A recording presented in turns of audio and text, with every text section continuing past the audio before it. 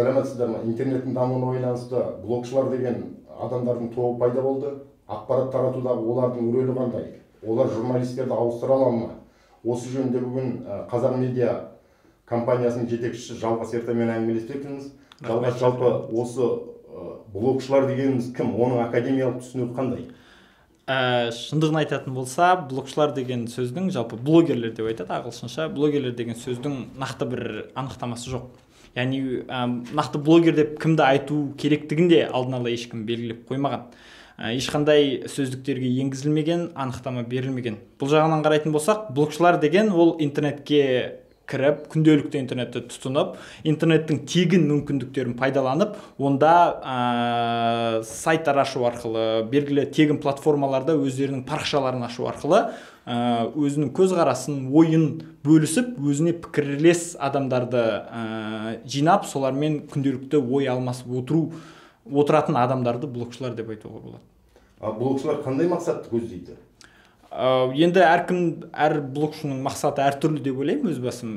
Яғни біреулер үшін блог жүргізу бұл ермек. Екіншілер үшін, мысалы, шетелде оқитын Қазақстанның қазақ блогшыларын мысалында айтатын болсақ, шетелде оқитын қазақ студенттері өзінің елмен байланысты жоғалтып алмау үшін көбіне блог жүргізіп отырады. Шетелдік тәжірибемен алмасып отырады. Сонда қазақстандық аудиторияның ойын алып, пікір алмасып отырады солармен. Ал екінші жағында, мысалы, бұл көбіне енді бастап келе жатқан журналистерге, болмаса жазуға, сызуға, ой алмасуға, пікір алмасуға қызығып жүретін адамдарды, яғни өзінің ойын ішінде ұстап қала алмайтын, бірақ дәстүрлі медиа құралдарына қол жетіп үлгермеген адамдар осы блогта жүреді көбіне. Яғни олар өздерінің күнделікті ойымен бөлісіп отырады. Мысалы, Егемен Қазақстанда мақаласы жариялауына мүмкіндік жоқ, бір бастаушы журналистің. Ал блогта тегін тіркеліп, онда адамдармен араласуына мүмкіндігі бар. Осындай адамдар көбіне блог жүргізуге тырысады. Қазақстанның мысалында. Мынандай пікірлер бар, жалпы блогшылар келешекте журналистердің орнын ауыстырады. Жалпы ақпарат тарату кеңістігіндегі басым рөлді ол блогшылар алады дейді. Осымен келісесің бе? Енді бұл жерді кішкене үлкенірек позицияда қарау керек деп ойлаймын. Яғни интернет деген не? Интернет деген ол коммуникация түсінігін түбегейлі өзгертіп жіберді.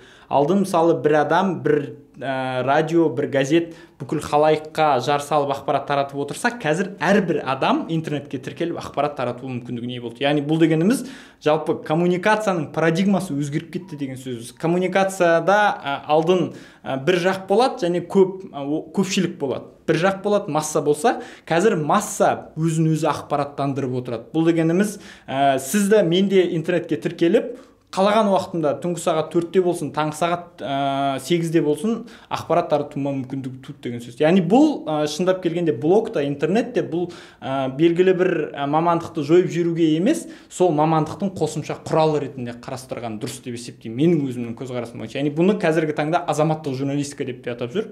Яғни citizen journalism дейді ағылшынша. Яғни бұл күнделікті адамдардың өздерінің белсенділік таныту арқылы ақпарат таратуына үлес қосу, соған атсалысу. Мысалы, журналист барлық жерде, мысалы, санаулы ғана журналист, барлық жерде бірдей бола алмайды. Мысалы, бір жерде оқиға орнында тап болған және интернетке қол жеткен адам, сол жерде сол тұста өзінің мобильді құрылғыларына оқиғаны түсіріп алады, болмаса видеоға, болмаса фотоға, кейін оны интернетке жібере қояды. Осы кезден бастап бұл азаматтық журналист болып санала бастайды. Яғни бұл журналистерге қосымша көмек болатын және журналистердің ақпарат жылдам алып, жылдам өңдеп отыруына жол ашатын бір қосымша құрал ретінде қарастырғанды жөн деп есептеймін өз басым. Блогшының кәсіп иесі ретінде қарастыруға бола ма? Ол осы блог жүргізу арқылы, блогшы болу арқылы бір қандай да бір жалақы, қандай да бір ақша таба ала ма? Егер әлемдік практиканы алатын болсақ, ағылшын тілді, болмаса орыс тілді интернеттің мысалында, әлемдік практикада блогинг жалпы кәсіпке айналып үлгерді. Мысалы, ағылшын тілді неше түрлі бағытта жазатын, мысалы, сән бағытында фэшн блогерлер пайда болды.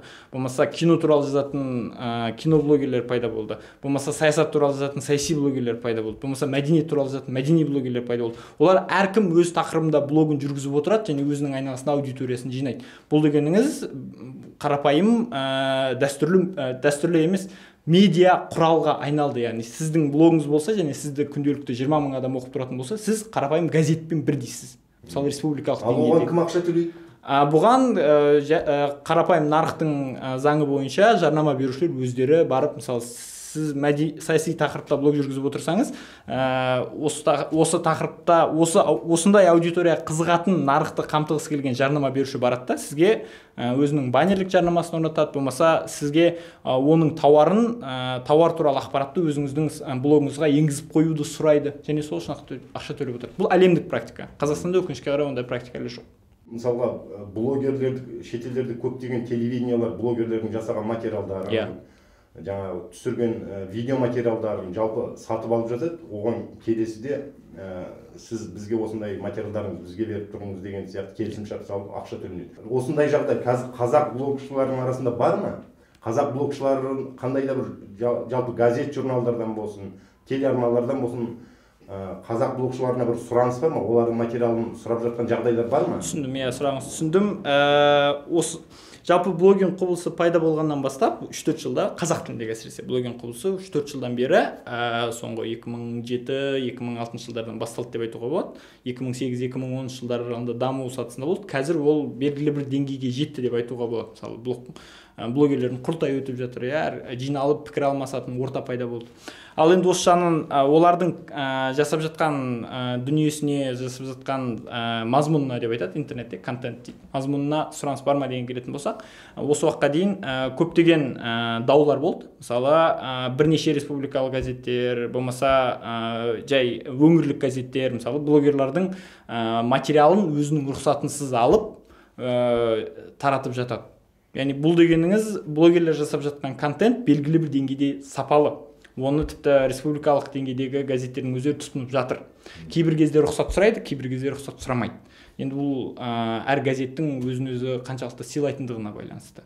Ал енді осы жағынан алатын болсақ, олар жасап жатқан контент бар, және ол сапалы, және ол сұранысқа ие. Ал енді осы нарықтың ары қарай дами түсу үшін және одан ары қарай белгілі бір деңгейге жету үшін біраз уақыт керек, және блогерлердің жұмысына деген қызығатын аудитория болу керек. Қазақ тілді интернетте, мысалы, қазақ тіліндегі ақпарат іздейтін аудитория қанша көбейген сайын, блогерлердің сапасы да, олар жүргізіп отырған тақырыптар да кеңінен қамтыла береді деп есептеймін.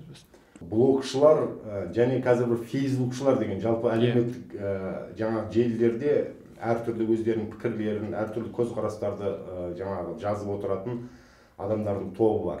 Жалпы біз қазір фейсбукшылар мен блогшыларды қалай ажыратамыз? Шынын айту керек, әлеуметтік желі ол көптеген медиа саласына үлкен қозғалыс туғызды. Мысалы, осы Фейсбуктың өзі ол белгілі бір әлеуметтік медиа деген құбылыс бар, соның пайда болуына түрткі болды. Ол біз қазір қазақ тіліндегі Фейсбук қарайтын болсақ, дәл осы әлеуметтік медианың классикалық үлгісі деп айтуға болады. Себебі не? Себебі Фейсбукта қазіргі таңда тіркелген адамдардың саны әлі аз Қазақстан жағынан. Және тіркелген адамдар көбіне олар қалай айтуға болады? Қоғамдық пікірге қозғау салушы күштер тіркелді. Мысалы, бірінші журналистер, қоғам қайраткерлері, саясаткерлер, саясаттанушылар, пиаршылар, маркетологтар.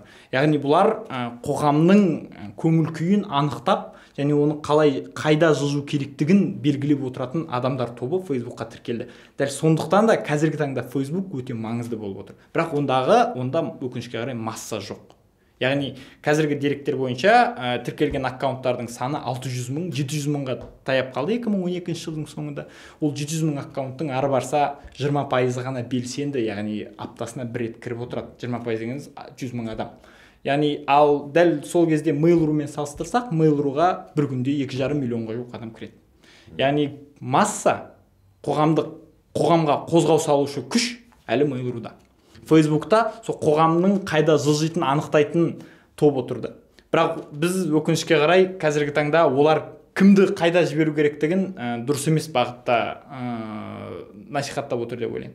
Менің өз басым. Жалпы блогшылардың ақпарат тарату, әйтпесе қандай өздерінің пікірлерін жазу платформасы немесе оның плацдармы деп алайық.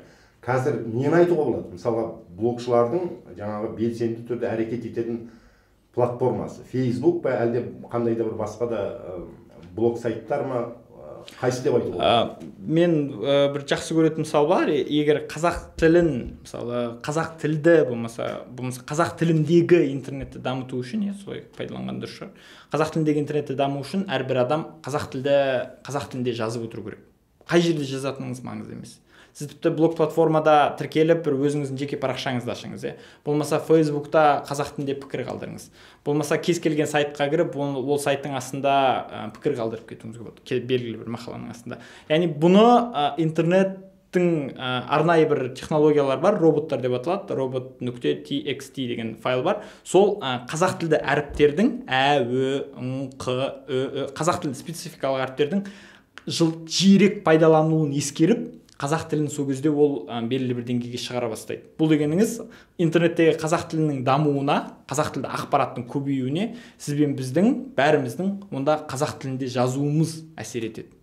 Қандай тақырыпта болсын, ол қай платформада болсын маңызды емес. Тек интернетте қазақша жазу. Жалғыз тағы бір сұрақ. Жалпы журналистер мысалы қоғамдық пікірді қалыптастыру, әйтпесе қалыптасқан қоғамдық пікірді қандай да бір бағытқа бұрып жіберу мәселесімен негізінен шұғылданады. Осы тұрғыдан алғанда блогшылар қоғамдық пікірге әсер ету деңгейі қалай олардың? Әсер етіп отыр деп айтуымызға бола ма қазір? Оны қалай айтуға болады? Қоғамдық пікірге, мысалы, Егемен Қазақстан кімге әсер ете алады? Егемен Қазақстан күнделікті 120 мың тиражбен тарайды.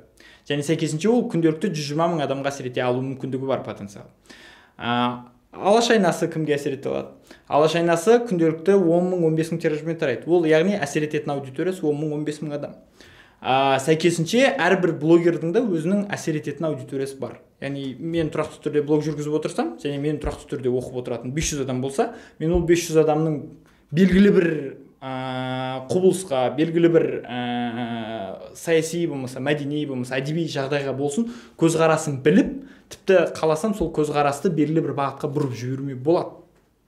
Бұл жерде потенциал жалпы блогерлердің барлығын айтуға болмайды, менің ойымша. Әрбір блогер жеке қарастыру керек. Мысалы, сіз мені оқитын, мысалы, 2000 адам бар деп есептесек, мен сол 2000 адамға белгілі бір деңгейде ықпал етуіме болады. Сәйкесінше әрбір блогер өзінің аудиториясына ықпал ете алады, егер ықпал ету қабілеті болса. Енді жалпы блогшылардың сапалық деңгейі туралы айтатын болсақ, бұл жаңағы қоғамдық пікірге әсер ете алатын нағыз блогшы болу үшін олар қандай кәсіптің әдістерін үйрену керек? Мысалға журналистиканы үйрену керек боларға? Менің жаңа жоғарыда айтып өттім ғой, жалпы журналистер блогингке келу керек. Блогинг емес, жаңа медианың инструменттерін пайдалануға керек деп есептеймін. Қазіргі таңда бізде қазақ тілді журналистердің әсіресе арасында байқалып отырады, интернеттің мүмкіндіктерін толық түсінбейді. Ол тіпті осы Астанада болған қазақ сайттарының редакторлар конференциясында да білінді. Яғни олар әлі күнге дейін интернетпен, дәстүрлі медиа мен жаңа медианы бір-біріне қарама-қарсы қояды. Бұл дұрыс емес. Дәстүрлі медиа мен жаңа медиа бір-бірін толықтырады. Олар ешқашан бір-біріне қарама-қарсы болмайды. Яғни менің айтқым келіп отырған нәрсе, журналистер блогқа келу арқылы, әлеуметтік желіге келіп, ондағы көңіл күйді зерттеу арқылы, әлеуметтік желіге келіп, ондағы адамдармен жылдам пікір алмасу арқылы өзі қозғап отырған тақырыптардың қай бағытта ары қарай жылжу керектігін, қандай бағытта қоғамдық пікір бара жатқан және оны өзгерту үшін қандай инструменттерді пайдалану керектігін түсінеді.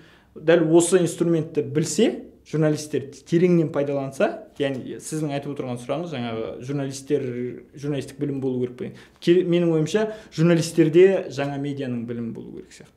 Блогшыларға журналистік әдістер керек емес пе? Міндетті түрде. Яғни қалай айтуға болады? Контенттің сапасы, контент көп жасалынады. Оны интернетте әсіресе контентті әр адам жасайды. Интернетте автор деген қасиетті ұғым жоқ. Интернетте тек қана адам деген бар, қолданушы деп айтады. Және ол қолданушы қалаған бағытындағы сапалы болсын, сапасыз болсын контент жасай береді. Ал сол соның сапасын анықтайтын контент генераторлар деген болу керек. Олар міндетті түрде тек қана журналистер ғана болады. Яғни журналистер контентті міне былай жасау керек деп блогерлерге көрсету керек деп есептеймін. Жалпы блогшылардың осымен 3-ші мәрте құрылтай өтті. Соңғы құрылтай мына Шымкент қаласында болып өтті.